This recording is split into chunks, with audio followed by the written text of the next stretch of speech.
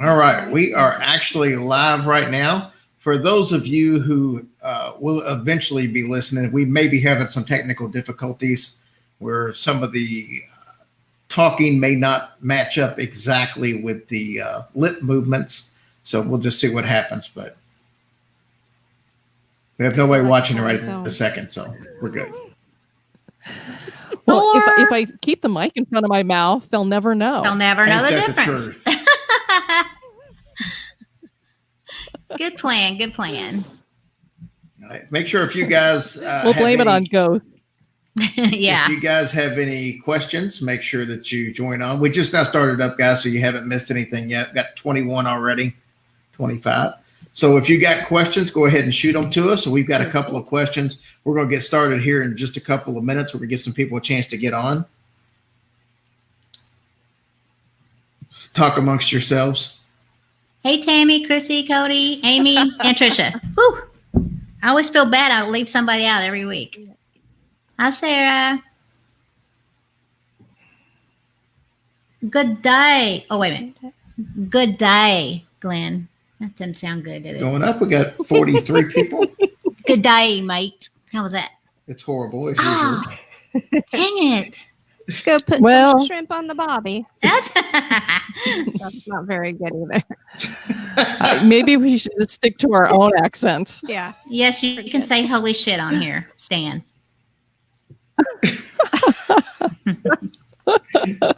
Love you, Greg. Thank you, honey.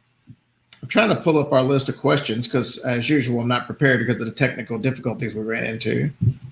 What are you trying to do? I'm pulling up the questions that we had. Oh. I have a question. How have you guys not killed each other yet, being quarantined together for all this time? Well, I've been sleeping like 24 hours a day. I figured if I sleep, then I don't eat, then I don't gain weight. So there you go. But Jerry, he's all over the place doing stuff, you know?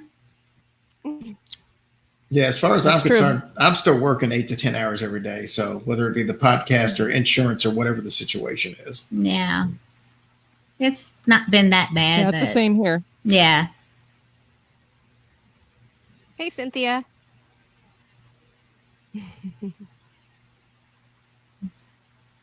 Oh, hey, Derek.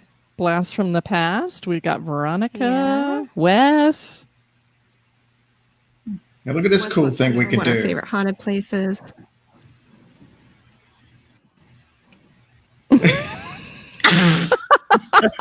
Oh my God. Oh my goodness. And it's funny because Holly's actually the one who actually asked a question earlier today. So I'd have to throw myself on a grill and burn me. Then I'd eat me. Does that make sense? Yeah, she has to have her hot dogs. Ooh, I like when you bite in it. When you bite in it goes crispy. Oh gosh, beyond crispy. I love it. Have you ever spiral cut it before you put it on the barbecue? Because it gives an extra little bit of crisp all the way around. It's really good. That is great. And that's what we will do the next time. Take notes. Jerry Polly. Man, yeah, I'm not crazy about hot dogs anyway, so I don't know. I'd be hard pressed to eat a hot dog if I was starving, much less if I was the hot dog. I don't know.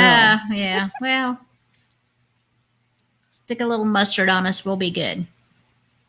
Yeah, I can't find my questions from earlier. Tammy said spiral cut hot dogs are good. All right. We had a question about it. Wes asked a couple of questions.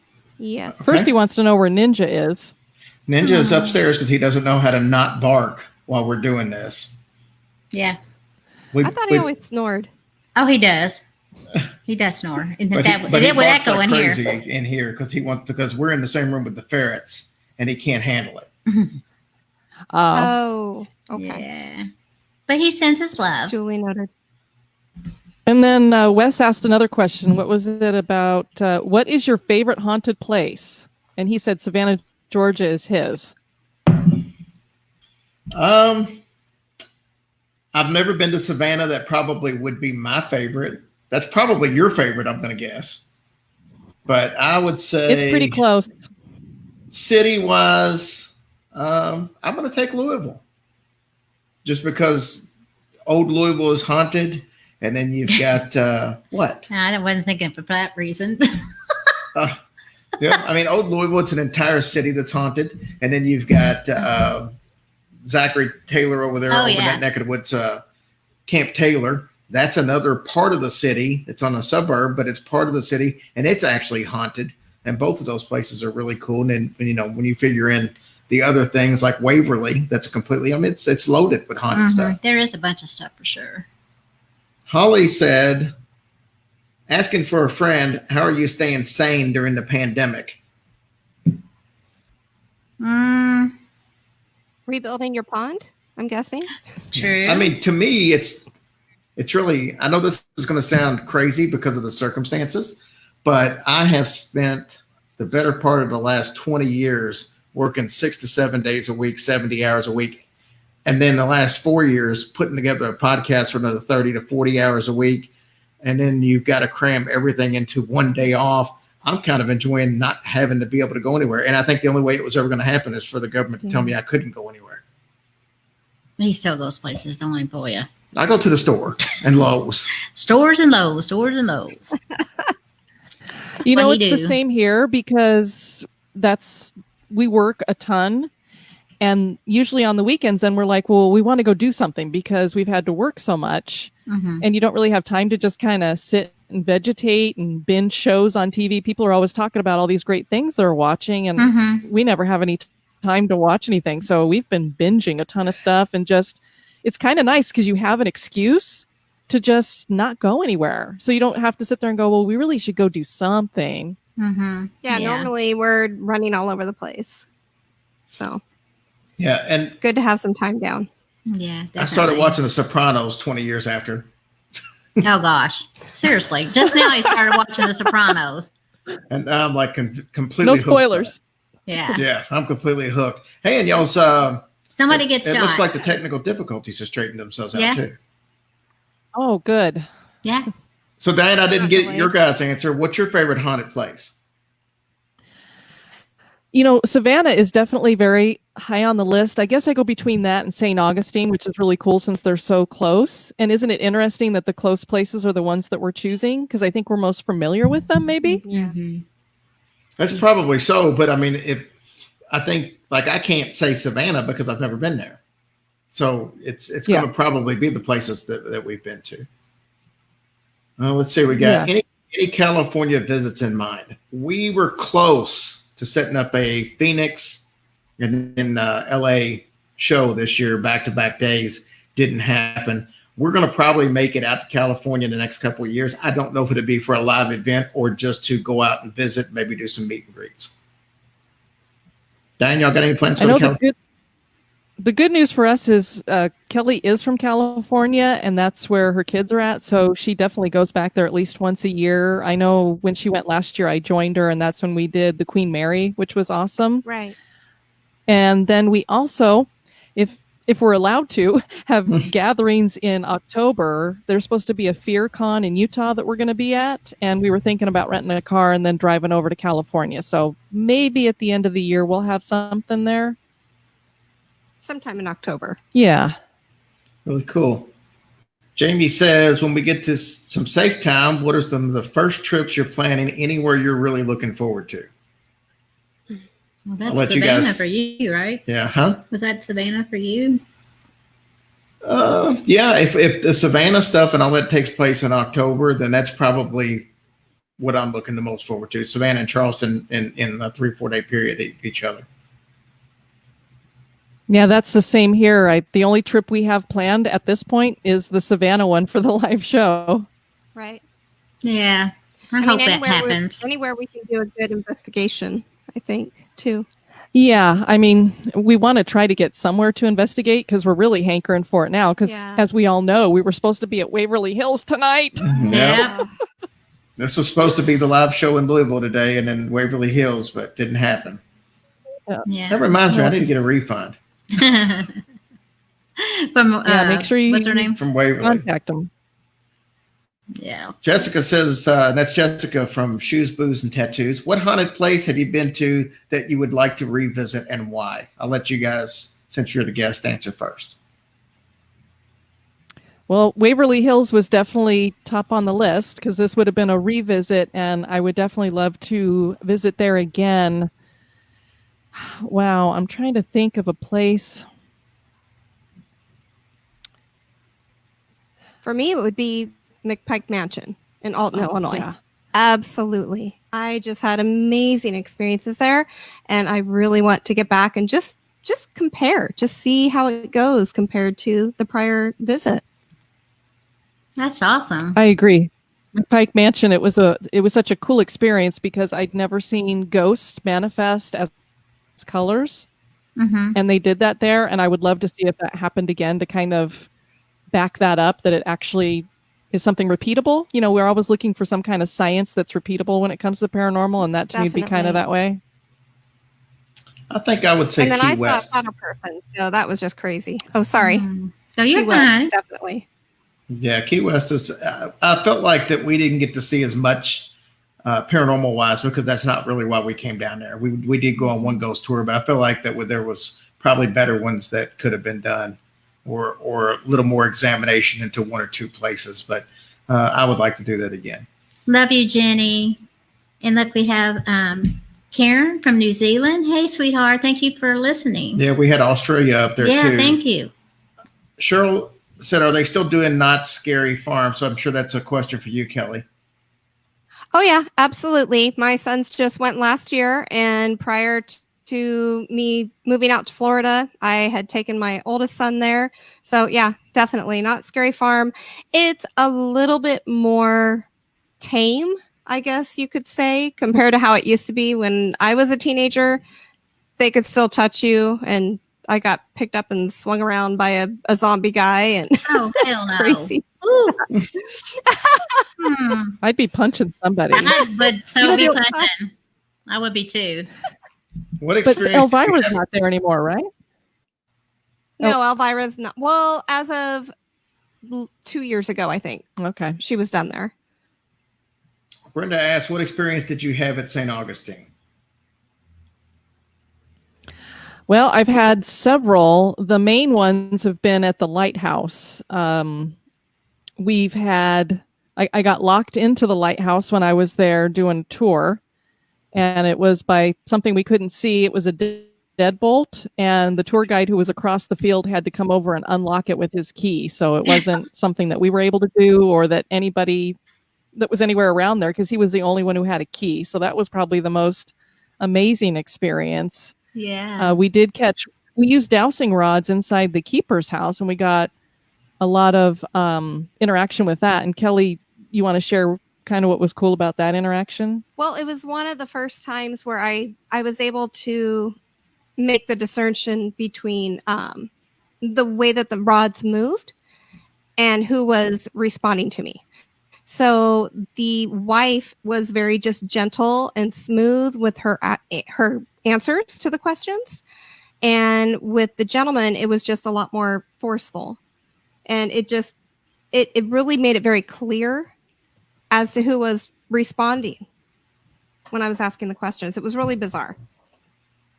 Wow. Amy says, "Is the Mothman event still happening for you guys?" Too early to tell right now. As of right now, we're assuming yes. There's going to be a lot of factors that go into these upcoming shows, to be honest with you, even the ones in October. First of all, it may be a situation to where the cities or the states or the country is open back up. But then we also have to take in consideration how many of the shows that are involved they feel okay to still come out and do it and be around crowds. The general public that are buying tickets, do they want to be around crowds even though the government says it's safe? Do they feel comfortable being around crowds? Mm-hmm. And then you got to factor in the financial. I know in the Charleston show, for example, it's us, Mike Brown from Pleasing Terrors, and then we've got just completely drew a blank. The young lady from Ghost Hunters International, she's going to come along. Now, that that location alone is $500 just for the rental. And if we can't sell enough tickets to even get the money back for the rental, Mike Brown runs a tour company down there. He'd have to take off for the night. He would be losing money. And, so if it's a situation where we feel like people aren't as interested in being in a crowd, we may have to make decisions that we don't necessarily want to make. So it's going to be a lot that goes into these decisions. We've already canceled the May Indianapolis show. And to be honest with you, June's not looking good either, because that's in Chicago, and Illinois is going to be closed basically up until June 1st. And that show's like the June 9th or something. So to be honest with you, that's probably not going to happen, just because. And the other part to factor into it is some people are going to be having financial problems. They may not be able to travel to these things that they didn't foresee. So we got a lot of decisions to make, and we're not going to make them till we have to make them, but it's going to be tough all the way around, I'd say. A lot of variables, definitely. Yeah, a lot. Pam says it's nice to see faces to people she listens to all the time. Thank you, Pam. Our ugly mugs.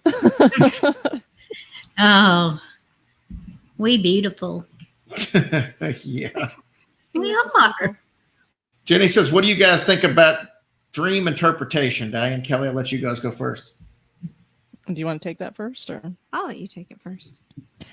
I don't know. I get a little sketchy when it comes to dreams. I know a lot of people share them when they have some weird dreams, and they kind of equate it to paranormal stuff. And I mean, dreams can be all kinds of crazy things. I've had some crazy dreams, but when people have dreams that kind of predict things, or they foresee things and then they happen, that really is interesting to me. And I would love to know more about that, if that's some kind of a psychic energy that's causing them to have that dreams. And then there's also people who sometimes describe their loved ones who've passed away coming to them in a dream, and they'll say it felt so real that they were there. And I actually kind of think that maybe people can come to you in your dreams because you're in a very suggestive state of mind. Mm-hmm. So it might be easier for them to show up that way. Yeah, I'll agree with that in terms of family coming back to visit. In regards to the dream interpretations, I haven't studied much on it. So it's one of those things where it's kind of all just subjective, at least in my mind at this point. I don't put a lot into dreams. I do believe that loved ones can visit you in your dreams just because you're in a more relaxed state of mind. But, if I have a dream that I'm riding a roller coaster and holding a rooster and drinking a Budweiser all at the same time, I don't think there's necessarily that means anything. Other There's a deep meaning to that. Yeah. But I do think that you can have out of body experiences, which is what we talked about last week on the show. And I think you can be visited by people during your dream state if the conditions are right. So, Tracy? I dreamed that I had to pee, and I peed in the bed. Oh my God! That was 2 weeks ago. As long as it wasn't real. No, it was real. It was real. But I don't know. Yeah. I know. It's different. Have y'all never done that? Like dream you were like having to go pee, and I was just so out of it. And I think I just peed the bed. Yeah, but I don't think you were asleep. I think you were passed out drunk. That's different. Was that different? I was going to say maybe drunk. I don't know. I've had one dream like that. It wasn't that long ago, but thankfully I didn't pee the bed. Oh my but gosh. I had a weird dream that I was petting a giant cardinal that looked like a rooster. Last night. Really Were y'all in each other's minds or what? Oh my gosh. No, I honestly do believe that, I feel like people can come to you in your dream. I would hope so. I mean, I have like a lot of dreams, about my parents and stuff like that. And even though I don't know for a fact that it's them, I feel like it is them. Tell them, kind of coaxing me or whatever, or let me know something. But sure. I think that's cool. I think it's great if that happens. They should just show up in the bedroom, and I'd be like, "Oh, what's up, Mom and Dad?" That'd be great, right? Absolutely. I would love it if Mom and Dad come to visit. Oh, heck yeah! Bet they won't. Probably not. No, you don't know. Greg West says, would love I mean, for if you saw a full body, sorry. No, you go ahead. Go ahead. No, that's I was gonna okay. say, if you saw a Go full bodied ahead. apparition of your parents, you might be the bed. No, that's true. That's very true. Or my mom will be coming back. Sorry, home. Jerry. Why are you pissing the bed? You're a whole, entire adult. Didn't I teach you to go back? That's probably what I would get. Okay, sorry. Oh my gosh. Greg West says, would love for you to do a show about Limp Mansion in St. Louis, Missouri. Incredible history and even more incredible place to stay. I think you both love it. Well, I'll get this one to start. Okay. Out of almost 4 years of doing this show now, Limp Mansion is the only show that I started, did every bit of the research, and scrapped at the end and decided not to do. It's fascinating history.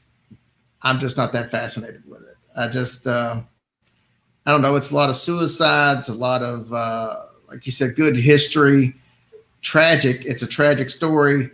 Wasn't a whole lot on the paranormal side that I was enthralled about. And therefore, when I got to the end, I just I've done all this research. I'm starting to write it. And I'm like, I can't get into it. And if I can't get into it, I'm not going to do a very good job trying to tell you the story. So that one got scrapped. And it's the only story that I've ever scrapped in almost 4 years. Diane? Rude.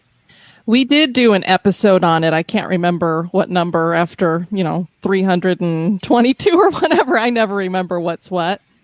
But Jerry, I totally back up what you're saying there because I've actually been in the Limp Mansion 3 different times and I've never, ever once felt anything supernatural, paranormal. I've never had a single experience in there. And I've done a private tour in there with the woman who actually gives the tours there. And she took us into places most people don't go. Nothing. It was deader than a doornail. So I think it's a little overhyped, maybe because of all the suicides that are connected to it. I don't know.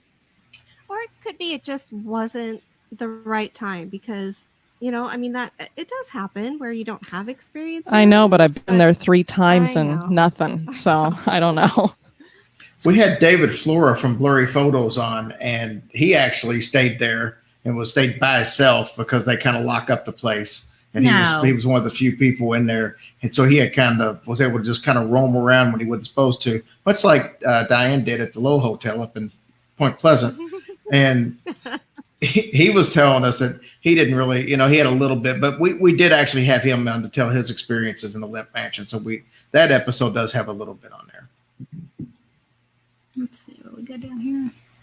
We all love Tracy. Aw, thank you guys. You're so sweet. Hey, Cheryl says, when I'm particularly troubled or have a problem that I just can't solve, my mom visits me in dreams, and that helps me come to a solution. Good. That's so nice, Cheryl. Paul McCartney used to say the same thing. Really? Yeah. Wait. In a song? Just wait for it.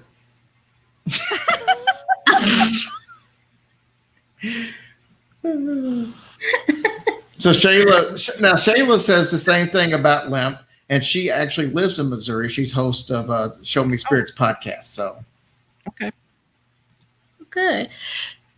See, is there a place that's so evil Yes. that you won't address it? Well, I already know Tracy's answer, but we'll let her say it anyway. Hell. What's it called now? Gates of Hell. Oh, Gates of Hell. That's it. No way. No way. I have a feeling Jerry's going to say, hey, let's go to this one place, and I really won't know where it is, and he's going to drop my butt off there, and then I'm going to be dead from a heart attack. He has wanted me to go like 500 times. And I'm like, I am not stepping foot in that place. I don't have any place that I feel like is too evil to go. I mean, we've been to the Sally House, which is supposed to be demonically possessed. We've been to Bobby Mackey's, where there's been exorcisms done. If you can get those 2 places, I don't think there's any place that you won't go. Nope. But Gates of Hell is probably the likeliest. Next one. Evil. I have a hard time thinking any place is really evil. I don't know. So I don't have anything on my list that I wouldn't go in there. So we'll see if I change that by going into a place that is supposedly really, really crazy. But before we went into Waverly Hills, the first time I was a little bit intimidated because of all the stories I heard about it, but I came out of there and thought it was the coolest experience I'd ever had. Good. That's a pretty cool place. And even spending the night at Villisca, Axe Murder House. It was a little bit nerve-wracking at first, going in there, a little bit of nerves and that type of thing. But everything that we experienced was really, I mean, we go in very respectfully, and it was all very positive, and it didn't feel bad. It didn't feel negative. Tell us about during a major thunder and lightning storm. Oh gosh. Tell us about y'all's trip to Villisca. Tell us as much as you can about what the experience is out there. You want to go first? It's a very small house. Yes. So you walk into it and you're like, you find it hard to believe when you're walking around it that 8 people were killed in it and nobody woke up. It's like, how did that happen in this small little area and nobody woke up? And that one person was able to commit that kind of a murder. It's really amazing. When you first hear the stories about it, you are intimidated going in there, thinking that you're going to run into something bad or evil because people talk about all these horrible things that have happened in there. We obviously have all heard the story about the paranormal investigator who stabbed himself in the chest when he was in there. Right. So we were a little bit worried about being in there, and all we think we did was have EVP sessions with the kids, spirit box session again with the kids, dowsing rods with the kids. Flashlights would respond to us. Dolly was there with us, and she needed a flashlight to go out to her car in the middle of the night. And literally the light just turned on right as she was looking for one. Like, here it is. And I had the same thing happen with myself also. When I needed a light, I was heading out of the house because they don't have running water or anything in the house. I needed to use the restroom, and I was looking for a flashlight, and boop, it just popped right back on, and here you go. Wow. The craziest thing that happened is when we were there, they had one of the most violent thunderstorms they'd had in a really long time. I mean, it was crazy outside. So we thought we were going to get crazy activity just because of all the electrical energy. And we're standing in the kitchen, and I'm like, wow, that rain sounds really, really loud outside. It's almost as if it's inside. We turn on the flashlights because there's no electricity in the house, and the roof was leaking in like 6 different places. So we spent a good hour running around grabbing antique pots and pans and putting them around to catch the water. It was leaking like a sieve. And so that was probably the craziest thing that happened. Yeah. But one really cool thing that did happen is I mentioned that when we went to McPike Mansion that the spirits there manifested in color. And every time I go somewhere now, I'm always going to be looking for that. It's like going to be a focus for me. And when we were in Villisca, we were in the upstairs bedroom where all of the kids were killed that weren't the 2 neighbor girls. And it was about dawn, and I heard the train going across town, and you can hear it really well. Yeah. And so I was just enjoying listening to the train because we don't have them nearby here, and I love the sound of that. And I was looking up at the ceiling, and I thought I was seeing a little swirl of purple. And I was like, gosh, that's almost like at McPike Mansion. I wonder if it's something trying to manifest. And I went, you know what? It's dawn. The light's just barely coming through the blinds. I'm just kind of seeing things. My eyes are focusing weird. And it kind of went away. And then it came back. And I started wondering, do we have an audio thing that happens where we'll see color sometimes if we hear sound? And so I did a lot of research on that, and I didn't find anything on that. But the other thing I noticed is I was seeing these little white streaks, and they were very, very small. And they seem to be kind of shooting out of this purple thing. Well, I didn't say anything to Kelly about it other than later on I told her that I thought I'd seen this little purple thing that was manifesting near the ceiling, but it was probably just the light or something. And then we got home and we were sharing about the experiences that we had on one of our episodes, like Return to Villisca, Axe Murder House or something. And as we were describing this, I threw in, well, I also saw these little white streaks. I think I actually mentioned it Maybe before you did. You said it. And she said she'd seen these little white streaks. I thought it was just my eyes, getting adjusted to the light and that type of thing. So there we are recording, and I went, wait a minute, you saw it too? So we hadn't even talked about it to each other right after we had seen it until we were recording. So cool. I don't know what that was, but it was really cool. Yeah. I want to get to a couple of questions, and then I want y'all to talk about McPike Mansion because that's one that I'm not familiar with. So I think that'd be cool because you obviously, Kelly, are very excited about it. So I want to be able to hear some of what went on. So Glenn says this may be a bit dark, but is it Dachau was the strongest feeling I've ever had, and not keen to go back. I'm not familiar with that place. Diane, are you familiar with that place? Yes, it's a concentration camp, and we actually talked about it. We did an episode on the concentration camps, and we included Auschwitz, Dachau, Burke. What's the one that's? Gosh, I can't remember. It starts with a B. That one's also supposed to be haunted. We'd had people asking us for probably a couple years, will you do the concentration camps? And I was like, absolutely no. I'm not going to do that. I don't want to look like we're trying to not necessarily glorify something, but I just wasn't comfortable with it. And everybody started responding back to us and saying, we think you guys would do a really good job with it. And so we did it. And I think we did a pretty fair job with it, and, you know, that kind of thing. But yeah, they do have some definite hauntings there. I mean, you can only imagine what the energy's like. Right. Belzec? Was it Belzec? No, it was another one. Okay. Bergen. Yes, it's Bergen-Belsen. Bergen-Belsen. I mean, there's so many. I know Victoria Reagan. She was in the military over in Germany, and she's now, I think, in Alaska. I think is what she said. But she said that Auschwitz was the worst place she'd ever been to. See, Ryan Downer, what about while someone is in the process of passing away and they're talking and describing things to you, but never open their eyes and look at you, then die shortly after? Interesting. I've not ever had that experience, so I really can't comment on it, to be honest with you.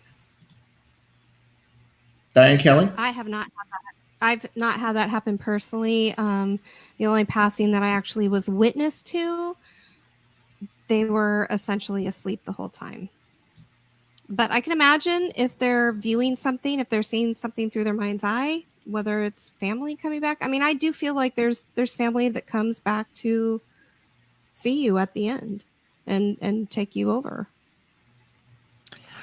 I have never, thankfully, been in the presence of someone who was passing away, but I think the coolest description I've ever heard of that was actually who's the guy who headed up Apple? Steve Jobs? Yeah, Stephen Jobs. When he was passing away, I heard that he opened his eyes and he said, "Oh wow, oh wow, oh wow." So I thought that was a very cool story, I thought. Mm-hmm. Maybe he was thinking about the iPhone 10. It could be. Ruth Dempsey says, which gates of hell? Yeah, there are several gates of hell, no doubt about that. This is the Gates of Hell Cemetery in Elizabethtown, Kentucky. And yes, it's the same Elizabethtown from the movie. Hi, Josh. I love you too, honey. Let's see. Second podcast I follow after Ohio. I have to say, you two and your kids are amazing. Stay strong through these hard COVID-19 times. Thank you so much. We appreciate it. Thank you. There's Victoria. Took a sensitive friend to Dachau. We had to leave soon after arrival. She said the smell of spit and gangrene were nauseating her. I couldn't smell a thing. Oh, my goodness. Bless her heart. I love you, Josh. Give my baby a kiss. Aww. All right, so tell us about McPike Mansion. So McPike is this old, well, you should probably give the background of the actual mansion, then I can just talk about the experience. I mean, you have more details in terms of how Sharon ended up with it. Yeah, this is in Alton, Illinois, and it's kind of outside of the old downtown area. It was built by a family. I can't remember the name of them off the top of my head, but it's a typical Victorian mansion. They were the only family who really lived in it. It ended up abandoned for many, many years, was falling apart. And Sharon, who owns it now, would drive past it all the time and be like, boy, I would love to own that. I'd love to own that. And finally, it went up for auction. And so she went down there and made a bid on it and actually managed to outbid everybody. And she's been trying to fix it up ever since, but obviously it costs a ton of money and it is in horrible condition. So the most that she's been able to do is a little bit of renovation on the upper floors, but the cellar area is perfectly fine and stable. And that's where they take you down. They give you a tour. They do, what do they call it? Like blackout or dark out? Dark tour. I Yeah, believe. they do like a dark session. And you can imagine if you're, say, in a cave and you're sitting in a chair and that's how pitch black it is down there. You can't see your hand in front of your face. Oh. And Yeah, it's pretty much a cellar. She was promised a huge sum of money through the city, I believe, to renovate it. And then once she purchased it and actually won it for the bidding, they were like, oh, wait, no, we don't have that for you. We don't have any money. So it's been a process for them. But for the safety of the tours and everything, they do just go down into the cellar. And it's essentially, it's a half round room. It's like a semicircle, and it's all brick and everything. It used to be a wine cellar. Right. It's basically a wine cellar. But you go in there, and essentially everything just goes dark. Everything is turned off. You're not allowed to have any devices with you that are on, just for the sake of not having that, the contamination. Contamination, the corruption of things going off. They'll open that up to you at the end, but it's just a matter of them giving the backstory, and you have dowsing rods if you choose to use them.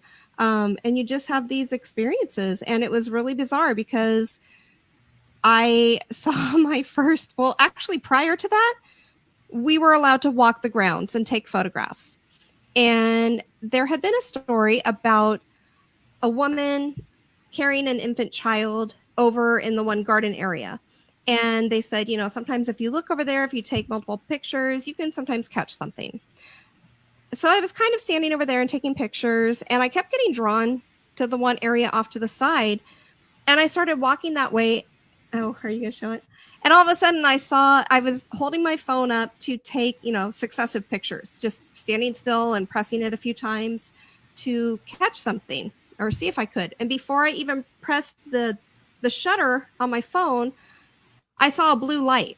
Oh, gosh. Oh, wow. And then I just started taking pictures, and it showed up in the picture. Oh, man. And I had no idea what it was, but I had just been constantly drawn over to that area. And then I guess a few people were saying, well, it was maybe a will of the wisp. They were giving different suggestions as to what they thought perhaps it could be. There was nothing. Already walked around that area. There was nothing there that could be reflecting anything. There was no lights. It was really it was one of my first experiences, and so it really blew my mind. Well, what made it cool is you saw the blue light and took a picture of it. So it isn't something that just showed up in the picture. I literally was holding my phone up and getting ready to press it, and I saw it, and I kept pressing the shutter button. But then later when I was working with the dowsing rods, I was going through thinking, it's a blue light. Maybe it was a child. And I was asking, who it could be. I was giving off different names, wasn't getting any reaction. And then all of a sudden I just thought, well, maybe it was Mr. Henry, and he was the owner of the property. And he is the one that I ended up seeing as a shadow figure. And it immediately went to yes. I mean, it was the reactions that I got there in terms of answers to questions were just so strong and so immediate. It was one of my first experiences with dowsing rods. It was really bizarre because I was getting answers that I never expected. So, to me, if I was somehow controlling that with my mind, I would have totally come out with a different response than what I got. And with Mr. Henry, it wasn't scary at all. But when they say it's darker than dark and blacker than black, he really was. And it was almost like, I don't know if you're familiar with Flat Stanley. It's a children's book, and it's about this this flat kid, and they take him and do stuff with him. But it was a very two-dimensional. You could see where the eyes were supposed to be, but it was holes. You could see the outline of the face. I could see. And this is in the pitch black. She's seeing a shadow in pitch black. Oh. It wasn't like you see facial definition. But he literally, I saw him go past me, and then it was like he recognized that I was seeing him. He turned around and he went lower and turned and looked at me, and I was like, whoa, okay. Oh my gosh. But it wasn't scary. It was exciting, but it wasn't scary. I didn't feel like any kind of threat or anything of that nature. So you were getting all kinds of attention. Yeah. Sounds like. Well, there were kids playing with my earrings and stuff. Yeah. I mean, she felt like a child got up in her lap and started playing with her earring. She could feel something in her lap. Oh my goodness. Well, and I wasn't sure, I have that open-minded skeptic thing. So I'm just sitting there going, I feel like there's something in my lap. it's really cold. And then all of a sudden my earrings are getting like dangled. And I was like trying to be super still. You know, I'm not moving, but I would feel them getting played with and stuff, and the hair a little bit. And I know Tammy had the same experience with her hair and stuff, and she has her curls, and they were playing with her curls. And Oh my gosh. it was I could not do that. Really interesting. It wasn't scary though. Just the pitch black would have been enough for me. I'd have been over that. Well, I can understand that, honestly. But the more I've been experiencing, it maybe some spirit will really change my mind one day, and I'll get super freaked out. But just being respectful and everything, we've just had really good interactions. Well, that's great. And that was one of my first, and it was amazing. Good. That's so Well, awesome. the cool thing too, we had a shaman who was with us, and she was sitting right across from me, and then Kelly was kind of diagonally from me, and then there was another girl sitting over to this side, and I was kind of sitting in the middle facing everybody. And the shaman was the one who told us that the spirits would present as colors, and each one had a specific color that they would always appear as. So there was like Sarah was red, and we caught an EVP of Sarah because one of the guys, when she said Sarah's here and she's presenting as red, the guy in front of me could see her, and he goes, "Is that you, Sarah?" And we caught an EVP on my recorder that said yes, like a woman. Yeah, and he was one of the speakers at the Haunted America conference. And then I was sitting there, and I started seeing, it looked like this swirl of purple in front of my face, and it would start off small, and then we get really big, and I would almost feel like I was enveloped in purple. And I kept thinking, you know, like when you wake up in the middle of the night and your room's dark and your eyes are kind of playing tricks on you, and you're trying to focus. Too hard. You kind of see that fireworks kind of effect. But Yeah. It wasn't that. So I kept thinking, are my eyes doing something weird because we're in the pitch black and I'm trying to look and see things, and it would kind of fade away, and then it would come back and it would do this big spiral. Well, I just thought it was my own imagination and my eyes being weird. Well, then the shaman all of a sudden said, "Well, Gertrude is here and she's presenting as purple." And so I said, "Well, I'm seeing purple." And right after I said that, Kelly goes, "I see purple in front of you too." And the girl that was sitting right next to me on this side said, "I've seen purple right in front of you too." And so I was like, holy crap. Because when other people have the experience with you, then you know it's not just your mind making stuff up. Well, that's the thing. I wasn't talking about everything as I was experiencing it. I was just kind of holding everything, you know, close to the chest because I didn't want to influence anybody else. But when you said that, I'm like, I've been seeing it. And I'd never had an experience like that before. And it was just so cool. And it lasted for like 15 minutes. Yeah. Oh, I wow. didn't feel cold or anything, but it was just like, whoa, this is amazing. Oh man, Gertrude was showing up. Yeah, I would be terrified if something played with my curls, because my first question would be, where the hell do those curls come from? What curls? So- What curls? I was going to ask how you get your hair cut at this time when, you know, all the barber shops are shut down, Jerry. Yeah, who's laughing now? I've been doing this for 20 years. Hadn't bothered me any. All right, let's answer a couple questions real quick. This is more of a statement, but I'm curious. Michael says Edgar Allan Poe's last words were, "Lord, to help my poor soul." I was under the impression that Edgar Allan Poe was basically found comatose and he died, and I wasn't aware that he said he had any last words. So That's really sad. Last words. huh? I said that's really sad. Yeah. So that was my understanding, that they found him more or less just passed out in a gutter with somebody else's clothes on, and he never woke up. So I would be interested in knowing more if I was misled on that. Couple quick ones. Mindy says, "I know it's off topic, but I think it's cool that Edgar Allan Poe was an inspiration to Sylvester Stallone." Yo, Adrian. Yo, Annabelle. Yo, Annabelle. Kayla, Yeah. We- Kayla said, go ahead, Trace. she said the doctor called and said she does not have COVID, just the flu. Thank you, God. We're so happy to hear that, thank goodness. Kayla. Good. And look, Very good news. I want to say this. We're all going through a rough time right now. A lot of people are struggling with the quarantine and people being out of work and all that. I don't know of anybody having a rougher time right now than Kayla. And Kayla, we just want to say we love you. We're keeping you in our thoughts. Absolutely. Good news though. Yeah, very good news. What got you interested in the paranormal? I answer this every week, so I'm assuming they're talking to you guys. So I will let Kelly and Diane answer. I don't know. I always was. From the time that probably the first few TV shows started coming on about it. I mean, I had a couple weird things happen, but nothing on the regular or anything that just like nothing that just, stood out and made me try to learn more about it. Let's put it that way. But then it's like once the TV shows started coming out, I just got hooked. For me, I've just always been one of the weird kids, I like to say. I've just always been fascinated by odd and weird things. I started reading about weird stuff, reading Edgar Allan Poe when I was a kid. I don't know what the appeal was to me. I think it was just because it was something that could not be explained. And I love things like that. And I just want to search it out. And I have a curious mind. And so it just really appealed to me. And of course, as I've gotten older, I think the ghost stories just add so much to historical places. Obviously, all of us like history because we talk about it so much on our podcasts and stuff. And I think the ghost stories just make it that much more fun. And That's so why we always go down the rabbit holes. Yeah. Curious minds and all. Oh, thank you, April. You're so sweet. Thank you, honey.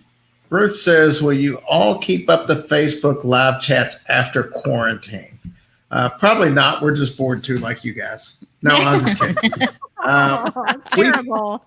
We're really enjoying doing this. And it's funny, you can blame my son for this because he said, hey, are you going to get a green screen and do some live stuff? And I'm like, no, because nobody wants to see us live. And just being honest, we did videos in the past, and some of those videos have been up for 3 years, and they don't even have like 100 listens yet, so or 100 views. So I'm like, apparently, the YouTube world and the podcast world don't always coincide. People either love videos and don't like the audio, or vice versa. Mm-hmm. You find very few who actually love both. So we decided to go ahead and do this when all of the quarantine happened. And I think we're going to continue to do it. I don't know that we'll do it every single week, but we'll probably do it at least once or twice a month after everything's said and done. Let's see. Derek says there's a place in Idaho that I feel drawn to. And somebody else already asked basically if so they live in Idaho also, they were curious what place it was drawn to. So we're kind of waiting on that. Kayla, are you ever afraid of bringing something back with you? Not afraid. We're always, I just don't worry about it. I just don't. I'm not one of these people that worry about any of that stuff. And we have people bring us little protection things all the time. And we appreciate every one of them. Mm-hmm. But it's just not something, I'm not a crystal guy. I'm not I don't know, any of that stuff. I don't care. Got a crystal ball. Whoop, whoop. What about you, Tracy? Do you worry about bringing something home with you? The only time I've ever really worried was after my dad passed, and I felt like I was really vulnerable. And then where were we? In Sally House. At the Sally House of all places. And I kind of was afraid then, but Justin saved me, so we're all right. Justin Rimmel. He protected me. Yeah. So honestly, that's we really, always just state. Huh? Go ahead. No, I was just going to say. I was just going to say we always just make a statement. Yeah. Mm-hmm. Go ahead. Sorry. All right, don't make me referee between you two. You are so fine, Kelly. Go on. Kelly, she was done. Go ahead. I was done. I was just going to say that we always just make the statement that nobody's allowed to come back with us. Simple as that. Okay. Anybody that we interacted with, they need to stay at the location. They're not able to come home with us. And we've started taking black tourmaline with us. It's supposed to repel things that would be evil or negative. So, yeah, we're not too worried about bringing anything back. And like Kelly said, we always make an announcement when we get in the car. You're not welcome to come with us. You have to stay here. Well, that's good I wouldn't even have thought to say that. I don't know why, but I used to do that all the time, so it wouldn't be a problem. But it was like when I took my kids to the mall, and I'd be like, "Nobody's coming back with us." So, I just knew it. Glenn Hamilton, hey, I think you guys did a show on the old Beechwood Asylum, Victoria, Australia. Stayed there in 2017. The old nurses' quarters has been converted into a hotel. We did one. There was 2 asylums back then. There was Beechwood and another one, and I can't remember which one we did the story on, but they were like neck and neck. They're not necessarily in the same, like vicinity, but there were 2 asylums, and I can't remember which one we did, but I think it was Beechwood. Diane, have y'all covered that one? Nope, have not done that one. Put it on the list. Maybe you will have to. Let's see what else we got. Ryan Downer is leaving. No, that is a downer. Aw, love you too, Ryan. Thanks for joining us. And Tammy had said that at McPike, they were drawn to her because she's a teacher. Oh. So Oh. she mentioned that in the chat. Do y'all have any ideas why some spirits like to watch people sleep? Because I think that would be a boring way to spend eternity. I agree. I keep seeing that meme come around Facebook that we've all seen, that majority of people wake up at 3 a.m. and when you do, it's somebody watching you, or probably because somebody, I do find myself waking up at like 3 or right in that vicinity, 3:15 or something on a regular basis. But So do I. I don't think it's because somebody's staring at me. I think it's because my body is more conditioned towards getting X amount of sleep. And if I go to bed at 10, I wake up 5 hours later. Or it's because I have a weak bladder. Either way. I was just going to say, for me, it's my bladder. My bladder's on a timer. When you get to be our age, 3 a.m. is about the time the bladder goes, okay, no more. We've got to evacuate. Time to go. Yeah. April, we addressed that a little bit earlier, but yes, we do believe that that's dreams are a way that loved ones can communicate. Pay attention. No, I'm just kidding. Yeah, get on here on time. She's playing catch up. Robin says, I wonder if Robin, Go ahead. I was just going to say, I would imagine that they are just like your cats. Cats are like, when are you going back to work? Yeah. Dogs are like, I love you. I'm going to miss you. Yeah. Victoria Reagan said, or your prostate, which would be my issue. I'm guessing I'm the only one we don't here. have that. We don't have Yeah. I read that wrong at first. I thought it said, or you're prostitute. And I'm like, sometimes they want their money at 3 a.m. You're right. Either way. Is that where you've been going every night? And I thought you were just going to the bathroom. We need to get out. Oh, my word. Mm-mm-mm. Yep, that was normal. Let's see. Ladies, are you having a good time? Having a great time, yes. Absolutely. Let's How see. about y'all? Seems like I Yeah. missed one.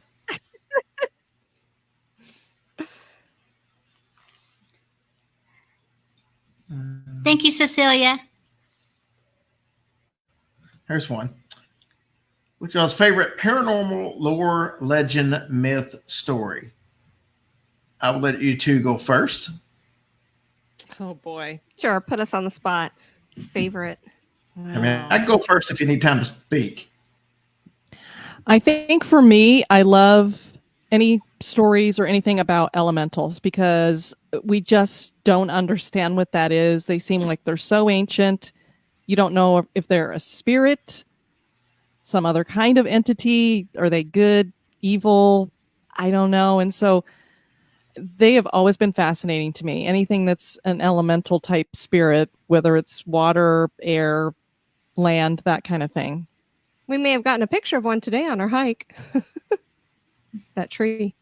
Oh, we went on a hike and got a crazy picture of a tree that was dead and it had been covered over with that stuff that isn't the invasive kind of plants that get all over the trees down here in the south. Like an epiphyte. And it was all dead. So it looked like this big monster coming up out of the ground. Oh.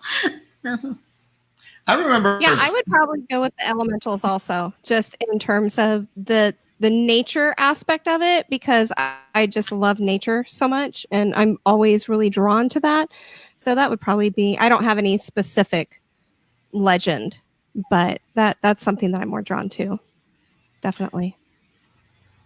I think Dr. Watson was kind of into that too, because I remember he thought he saw a gnome, and I remember Sherlock Holmes said, "Elemental, dear Watson." So maybe that was. But Every day of my life. And see, that's why I'm surprised he's not dead. We don't see each other day that much during the day, believe it or not. I literally am on the computer while she's doing something else. We see each other maybe 3 hours a day, and that's Oh, wow. we don't even go to bed at the same times most of the time. So, obviously, I can't get into elementals. I just can't. The whole Fey world and the realm, I just can't do it. We keep saying we're going to do a story on it, and I haven't. And it's mainly because I just, I really can't get that much into it. I believe in it because there's too many different aspects of it. All the different countries all have their own version, whether it be Pukwudgies or whatever the deal is. Everybody's got these different versions. So I do believe that there's something going on. It just doesn't excite me, just like aliens don't excite me. So if it doesn't involve a probe. Yeah. Not into aliens or UFOs, never really have been. I mean, I like some of the stories because some of the stories are fascinating, but it's really got to be a good story to get my attention. Somebody telling me that they saw something up in the sky, just don't do it for me, because it's like, okay, I believe there's aliens, so it's no big surprise to. Now you show me Bigfoot flying the saucer, we're in. My favorite story of all time, and I've mentioned this several times, is the Bell Witch story. So, and Seth Breedlove is actually doing a documentary on the Bell Witch where they're going to come out with some stuff that hadn't come out before, and that's supposed to be out later this year. I think maybe end of this year or maybe the beginning of next year. But so I'm anxiously awaiting that one. He does a good job on everything. Nice. Tracy, do you have a favorite legend or lore or paranormal subject? I like Aaron Mankey. The lore. I can't think of it right at the minute. No. That would be a big no. Yeah. You don't have any favorites? You don't have anything that fascinates you on that side? No. Okay. And this is why she doesn't do the research on the shelves. What age, roughly, were you when you realized you felt there was another side to our plane? Diane Kelly. No, that's not what that said at all. Try again. What does it say? What age roughly was you? You said realized and it's released. Oh, well, who? No. I think it was supposed to say realized. Oh. Don't be putting words in his mouth. I'm not. I'm putting it on the screen. Gosh, I got you. Look at that look Tosh is giving you. Like. Well, we're going to assume we know what he's talking about. So, Diane. I think he meant realized too. Yeah. I would probably say for sure when I was 16, because that was the first time I had an experience I couldn't explain. And it was my sister and I were sitting in a room in the house watching a horror movie together. My folks were out of town, and we heard distinctly what sounded like dogs' paws walking across the linoleum in the kitchen. And we didn't have a dog, and we were the first people to own this house, so we didn't know where they'd come from. But since we both heard it, it was like, wow, what was that? So I knew there was something weird for sure, because I had experienced it personally about 16 years old. I was a bit younger, and it's all related back to that oil painting that I showed you. My father received an oil painting. Well, no, actually, my great-grandfather originally received the oil painting years and years ago. He was a lawyer, and he received it as payment. My whole entire life as a child, it was a frightening picture or oil painting to me. And all it was is it's a herder with some cattle in a grove of a bunch of trees. But I would rush past that thing every single time that I had to pass it, especially at night. I did not want to go past it at night. And the really weird thing is, as an adult, as a grown grown ass adult with my sons and everything. I ended up with that painting in my house, and I kept having the weirdest it was almost like residual haunts where I would see something and it was just a shadow crossing at the base of the stairs essentially, and then going up the stairs multiple times. It was always the same way, and it wasn't like I was looking directly at it, but it was always the same thing. And something happened where my parents decided that they were going to sell that painting through like Christie's auction house, and so I gave it back to them. I was happy to be rid of it. I had only taken it because they kind of like made me feel like I should. And once it was gone, I never saw the shadow again. And it was like probably another 4 years at that house, and I never saw it again. Oh, and wow. it wasn't even till later that I associated it with that painting that I think that was the cause of it all. It was, yeah. No, that's creepy for sure. I was sitting here wondering why you took it to your new house. But well, it was one of those things where, parents are getting rid of antiques and whatnot, and it's very valuable and you need to keep it in the family and that kind of thing. And I was like, I really don't like this thing. It really disturbs me, but I still did it, just because they're my parents. Right. But then when they decided they wanted to sell it, I was more than happy to get rid of it. Oh, good. Good. Well, I was 13. That's when we moved into a haunted house, and I've told that story 1,000 times. Most people have probably heard it. So we will move on real quick. What's your favorite cryptid? Go ahead. For me, I guess it would be Dogman or Werewolf, something of that nature. I like those stories, and there's so much evidence behind them, kind of similar to Bigfoot and stuff, although I'm not as crazy about Bigfoot, although they could be very similar. But yeah, the Dogman stories, I love those.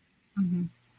I started kind of enjoying Mothman after going to West Virginia. So that would probably be my first, although I still have a definite feeling that it might be a sandhill crane that people saw, but who knows? A nuclear sandhill crane? I don't know. But nuclear. What? How did I say it? You said it. Nuclear. You said it like George Bush. Like it had some nuclear poisoning or something. I don't know. But regardless, probably that. Second up for me would be Bigfoot. Oops, Tracy? I'm sorry. Do you have a favorite cryptid? I kind of like Dogman. I do. Don't shake your head.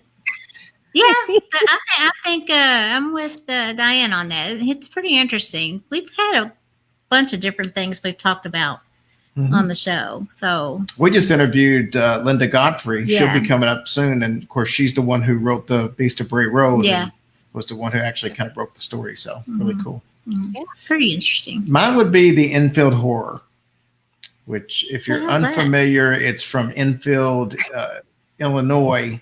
And it was just this creature. And there was all kinds of evidence, 3, 4, 5 sightings. And this thing had like 3 toes and left footprints. And it was only like a couple of feet tall. And so it's really cool. How can you be scared of something that's 2 feet tall? I'm scared of you sometimes. Oh my God. Oh no. What's happening? He sucks, I swear. Do you have any haunting stories from Minnesota or New Hampshire? Diane, I know you've researched one, so I'm going to turn it over to you. All right. So everybody probably knows that I'm really into haunted cemeteries. And in New Hampshire, they have a cemetery called Gilson Road Cemetery. And it's in a town called, I think is it Nashua? I know I said it wrong, I'm sure. But it's Nashua. And supposedly people say that they see this eerie hooded figure that walks around the tombstones there, and they get this really creepy feeling when they're in the cemetery. I mean, who doesn't get kind of a creepy feeling sometimes when you're in a cemetery? But what is added into this is they feel as though they're walking through water when they're walking through the cemetery. So I don't know if that is like a residual flood that happened there, or if it's some kind of energy that feels like they're moving through water, but I've never heard of any of that before, so I just thought that was kind of a cool experience that people have there. And then apparently they have the Chase House there as well. And this is in Portsmouth. And this was a building that used to be for orphans. And unfortunately, there was one orphan. I don't know about what age she was, but she was very depressed and sad. And she went up into the attic there. And as we hear so many of these stories, she took her own life. And supposedly she is still in the Chase House. And people will see her as a full-bodied apparition running around in the house, especially running towards where her room used to be there, I guess. And then she would just disappear into thin air. And then I don't know, have you guys ever done the Palmer House in Minnesota? Man, I think we did a short on it. I don't think we actually did a full episode on it. Yeah, this is in, I think you say it's Sauk City. Is that how you say it? I think so. I think so. And this is one of the most incredibly haunted places in Minnesota, particularly room number 17. I guess there was a woman who had been in there, and she had been working as a lady of the evening and was not really doing it because she wanted to.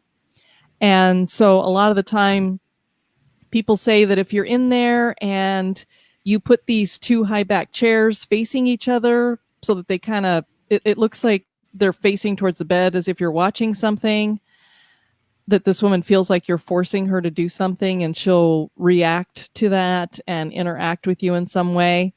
And so people say they will feel her energy there, and that she definitely seems to dislike men. So maybe not a place for you to stay, Jerry. She'll slam the room door really hard in their faces. And she slams it so hard that the artwork on the walls will rattle. And sometimes she'll cause the temperature in the room to drop to these really drastic degrees so that you're shivering and chattering and that kind of thing. And then there's another room in there. I think it's 22. Mm-hmm. And this is a really ruckus kind of entity, they say, likes to throw things around the room, move things around, makes it very hard for people to sleep in there. And they believe that this was possibly the room that the prostitute, her name was Lucy, and that this was her pimp's room. And so he's still there, and that's why he's a little bit more ruckus. And so maybe that's why we have some energy going on here, is that they're both there doing stuff. Oh. So as far as the prostitute, her name was Lucy, but we all call her Loose. Peace out to the Beastie Boys. You better definitely not stay there, Jerry. Hey, I didn't write the lyrics. You can blame Ad Rock. For you like all the time. Ricky Graninger, my original co-host, saying hello. What's up, Ricky? I love those face masks. Isn't that cool? Very cool. Oh, yeah, those are nice. All right, we got a couple more, and then we'll get out of here. Let's see, where did this one go? Does Freddy and Ninja sense spirits? Yes, they do. Absolutely. And it's the same spot in our house every time. It's like we have when you come down the hall, there's like a little coat room there, and every single time they'll just stop and just stare at that same spot. And Ninja did it before Freddy came along, and now Freddy's looking at the same place. So it's really creepy. Man, he said I've had spirits try to communicate with me for help, but I get spooked and have to set my boundaries. I've had a WW2 POW follow me home and had to tell him politely to leave. Hmm. Jessica says, have you guys ever considered taking some, whatever that is, labradorite with you on investigations, provides protections, but can also increase the energy so you might have more or better experiences. Interesting. Well, we'll chat about that later. We've had a few conversations. I was going to say, you've talked to her about stuff like this, and that sounds, jot that down, because I would love to have stuff that would help increase the experiences as well. Definitely. Do you believe in black-eyed children? I personally don't. The guy pretty much said that he made the story up in Texas, and it was a joke, and everybody just kind of took it too far. I don't believe in it at all. Ladies? I don't either. Nope. Same. How about this? Susan says she just came across the live show by accident and she listens to both podcasts. Oh, nice. Thank you, Hey, Susan. Happy accident. Yeah. What else you got? I like some of the UFO stories. If the whole abduction part of it and all that stuff is interesting, I like it. So Yeah, I still enjoy them. I mean, it's just one of those things where I don't go out exploring and looking for it, I guess you would say. I'll tell you what does interest me about UFO experiences is when I hear that people have something that comes into their room and that they say, leave me alone in the name of Jesus Christ, and the aliens leave or leave them alone. That I find fascinating because then I start wondering if it's a spiritual thing rather than an alien type thing. Yeah, definitely. well, I guess I can go along with that because I really don't know. But I think there's definitely aliens. I think it's very egocentric to think that we're the only life form that exists in the whole universe. I mean, it's kind of stupid to have all those stars and planets out there for no reason. That's my thought. So, Right. Last one, ladies. Diane, what's your favorite episode you did? I always tell everybody the same thing. It's the one I'm working on right now or the one I just did. Oh, cool. Because really, it actually is the truth because that's what I'm digging at that moment is whatever I'm researching at that time. I guess, gosh, I have so many that I absolutely love, but the one that we've gotten the most talk about is a bonus cast I did, which wasn't even about a historical place, and it was Ghosts in the Bible. And I've Right. gotten so much feedback on that throughout the years. I did it really early on back in 2015, and I still hear about it today. Wow. Didn't you just do a recent episode or something? Because it seems like I just saw that come across the timeline. Well, I've been talking about doing a second one. So Right. Okay. Revisiting That's what I saw. in other areas. Well, ladies, it has been so much fun. So glad that you joined us tonight. This has been our longest live episode. Yeah. well, that's cool. I'm just bummed that we didn't actually get to see you guys tonight in I person, give you know. hugs and all that great stuff. I'm definitely missing doing that. Yeah, we're bummed too. We're so excited, but Yeah, it's always the first one is always the most fun, I think, just because you have that little Yeah. 3, 4, 5 month period where you don't do it and you're just ready for it. So yeah. it is what it is. We'll do it next year. Set it up some I was way. going to say something for the future. Yep. And this the has way been it goes. great fun. Yeah. Yeah, we've I've loved enjoyed it. Tell everybody how they can get keep up with you guys if they're not familiar with your podcast. I'm sure there's a few in here that haven't listened. If you go to historygoesbump.com, it's got all of the information where you can listen to us and check us out on social media and wherever you listen to podcasts, we're there. Perfect. Y'all Sounds check like a them plan. out. Definitely. Thank you so Yep. much for having us, you guys. Oh, gosh, you're welcome. It's so good to see you all. Yep. We will see you guys Good to soon. see you. Thank you for watching. Bye, guys. Bye. Love y'all. Love you. Be good.